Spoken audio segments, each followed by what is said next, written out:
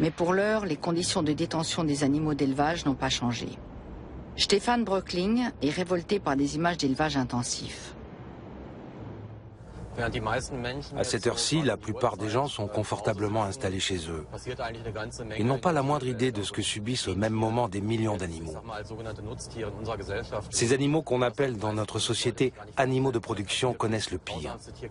Mauvais traitement, élevage intensif dans des conditions catastrophiques, légales ou pas. Parce que même lorsqu'ils respectent la réglementation, l'élevage intensif ne protège pas les animaux d'une grande souffrance.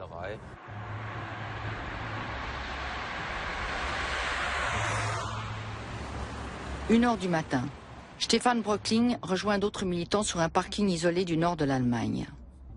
Leur objectif? Contrôler un bâtiment d'élevage de 5000 dindes. Ils redoutent de tomber une fois de plus sur de nombreux animaux en souffrance. Les exploitations parlent de fermes d'élevage au sol. En clair, les animaux passent toute leur vie dans des cages posées au sol, au milieu de leurs excréments. Et les cages ne sont jamais nettoyées. Ça, c'est un vrai problème. Les cages sont nettoyées uniquement lorsque les animaux les quittent définitivement. Comme elles sont en contact permanent avec leurs excréments, les dindes contractent toutes sortes de maladies.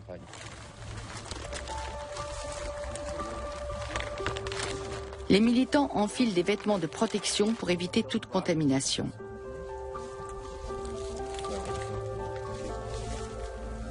À l'aide d'une caméra infrarouge, ils vont filmer les conditions d'élevage des volailles pour les montrer au grand public.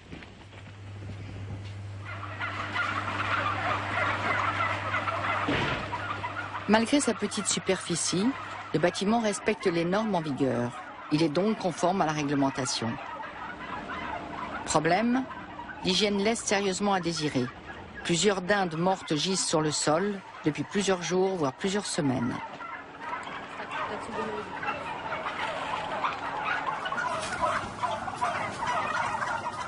À première vue, la propreté du bâtiment et la santé des animaux ne semblent pas prioritaires. Pourtant, nous sommes en Europe, où l'on se targue d'appliquer des mesures draconiennes en matière de protection des animaux.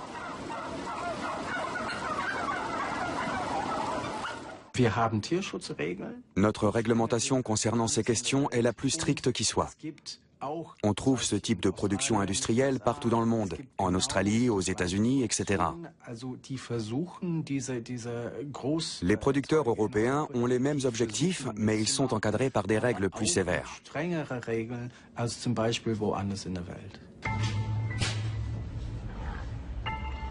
Ces règles suffisent-elles réellement à faire de notre continent un modèle en matière de protection animale? La question se pose lorsqu'on sait que les animaux, considérés comme de simples marchandises, sont condamnés à se blesser et donc ne peuvent survivre sans médicaments.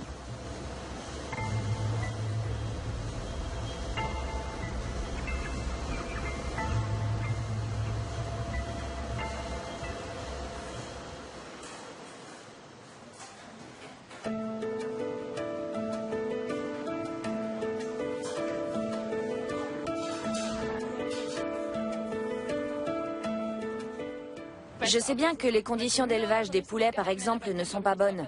Mais je ne pourrais pas me passer de viande. Moi non plus. J'ai déjà essayé, mais l'envie est trop forte. Le poulet, la viande rouge, ouais, j'adore ça.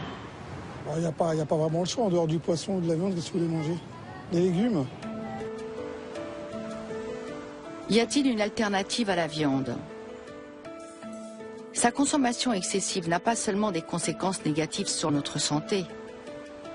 Elle a aussi un impact dévastateur sur la vie de nombreux habitants de la planète.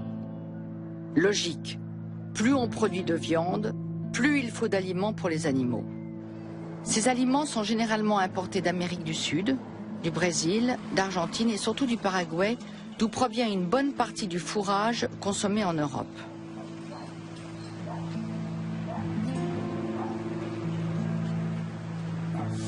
Il faut 16 kg de céréales pour produire 1 kg de viande.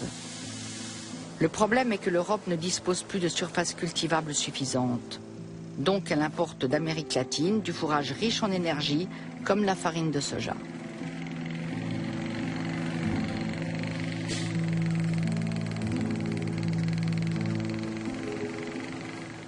La production de céréales a atteint ses limites en Europe, aux États-Unis et en Chine. Dans le même temps, la population mondiale continue de croître. En Asie, avec l'augmentation du pouvoir d'achat, la consommation suit la même tendance. Nous ne devons pas passer à côté de cette formidable opportunité. En réalité, cette opportunité ne concerne qu'une poignée de producteurs. La culture du soja, le plus souvent génétiquement modifiée, compromet la situation économique des paysans locaux et l'utilisation intensive des pesticides empoisonne les terres ainsi que les habitants. Ces entreprises agricoles sont pour la plupart brésiliennes, argentines ou allemandes. Elles produisent des céréales dans des exploitations immenses. Un campement de fortune à Nacundé, dans le sud du Paraguay. Ici vivent les perdants, ceux qui n'ont pas profité du boom du soja. Anciens cultivateurs, ils n'ont pas fait le poids face aux grands producteurs de soja et ont été contraints de vendre leurs terres. En désespoir de cause, ils se sont réfugiés dans ce campement. Voilà 12 ans que Valdomera Servine vit dans un de ces camps illégaux. Quand elle prépare un repas, c'est qu'on lui a donné quelque chose à manger ou que ses enfants se sont débrouillés pour lui rapporter quelques aliments. La soja no vale a nosotros nada porque le soja ne nous rapporte rien. Il détruit la terre. Après le soja, plus rien ne pousse. La production de soja ne profite qu'à ceux qui ont déjà de l'argent. Et l'argent qu'ils gagnent ici, ils l'emportent chez eux, au Brésil. Alors qu'ici, au Paraguay, on n'a rien. On est de plus en plus pauvres.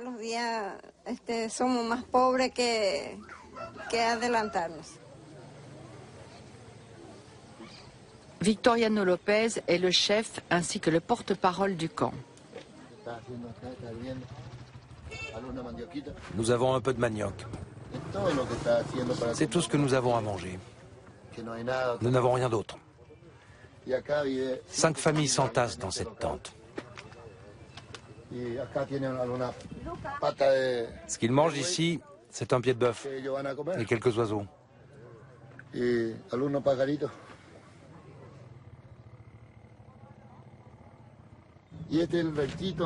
Regardez comme nous vivons.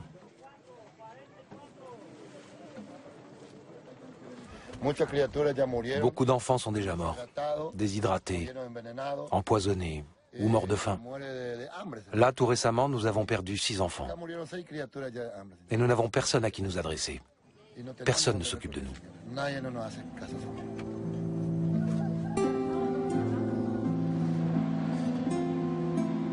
À l'Institut privé de recherche sociale d'Asunción, la capitale du Paraguay, on s'intéresse depuis longtemps aux retombées de la production de soja. Les Européens n'ont aucune idée des implications de leur consommation quotidienne de viande.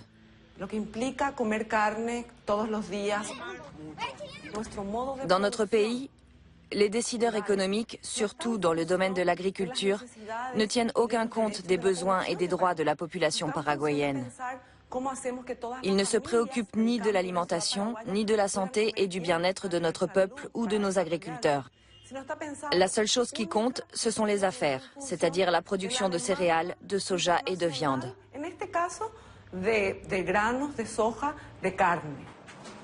Ces décideurs font tout ce qui est en leur pouvoir pour promouvoir l'industrie du soja, quitte à sacrifier les pauvres sur l'autel de la productivité.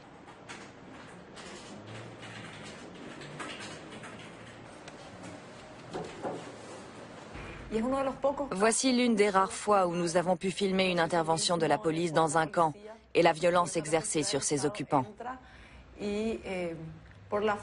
Les forces de l'ordre maltraitent, torturent et brûlent tout ce que ces familles possèdent.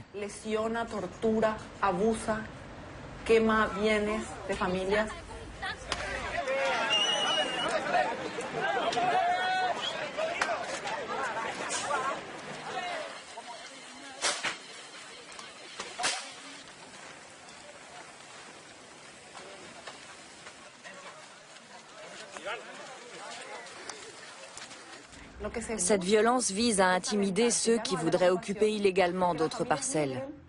Les producteurs de soja veulent exploiter ces terres à fond. Alors ceux qui le peuvent viennent s'installer à Asunción. Mais ceux qui ne possèdent pas de terre échouent dans les bidonvilles de la capitale. Passer le reste de sa vie dans un bidonville n'est guère plus enviable que de dépérir dans un camp misérable. Mais ici, au moins, on n'est pas exposé aux pesticides dangereux pour la santé tels que le glyphosate.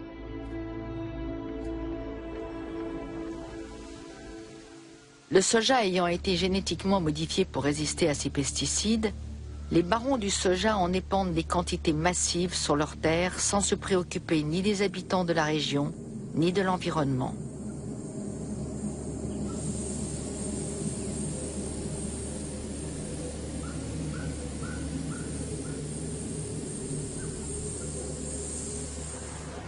La clinique universitaire d'Asunción.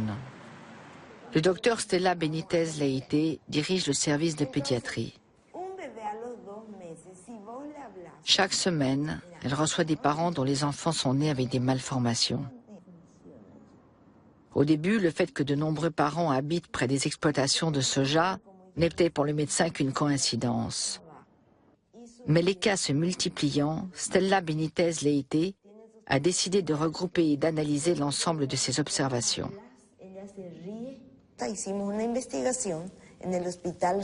L'étude a été menée à l'hôpital d'Encarnación. Elle révèle une proportion de malformations supérieure chez les bébés dont les mères habitent à proximité des exploitations qui épandent des pesticides. Le risque est particulièrement élevé pour les femmes qui habitent à moins d'1 kilomètre de ce type d'exploitation.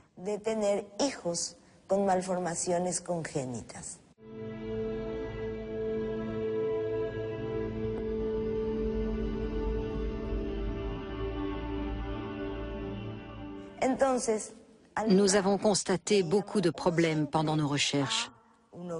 Des cerveaux développés sur l'avant de la tête, des visages complètement déformés et même des têtes sans cerveau. Des déformations de différents types. Nous avons tout vu.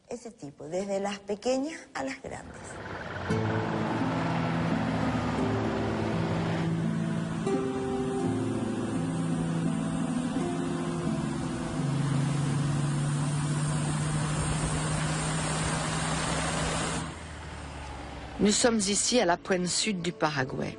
C'est ici que vit Petrona Talavera avec sa famille. Sa maison est entourée par les champs de soja. En 2003, Silvino, son fils de 11 ans, meurt des suites d'un empoisonnement aux pesticides. Un cultivateur de soja épand un produit phytosanitaire toxique dans son champ. Silvino est aspergé, tout comme les aliments qu'il vient d'acheter. Le garçon, qui ignore tout des effets du produit toxique, rentre à la maison. Avec les aliments rapportés par Silvino, sa mère prépare à manger. Peu après le repas, tout le monde est pris de vomissements. Des maux de tête et des crampes d'estomac apparaissent. L'état de santé de Silvino se dégrade. Sa mère décide de l'emmener à l'hôpital. Nous sommes arrivés à l'hôpital vers 1h30 du matin. Le médecin de garde nous a dit « Votre fils a été empoisonné. Je ne suis pas sûre que nous puissions le sauver. Mais nous allons quand même essayer et lui faire un lavage d'estomac. »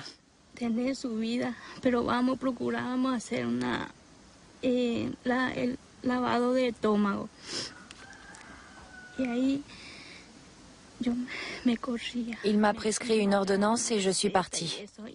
Je me suis mise à pleurer. J'étais désespérée. Je n'avais pas d'argent.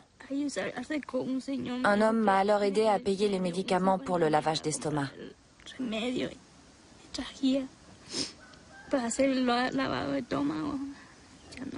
Mais mon fils n'a pas survécu.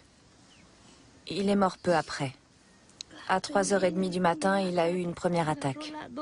Une demi-heure plus tard, une deuxième. Et puis, il est mort.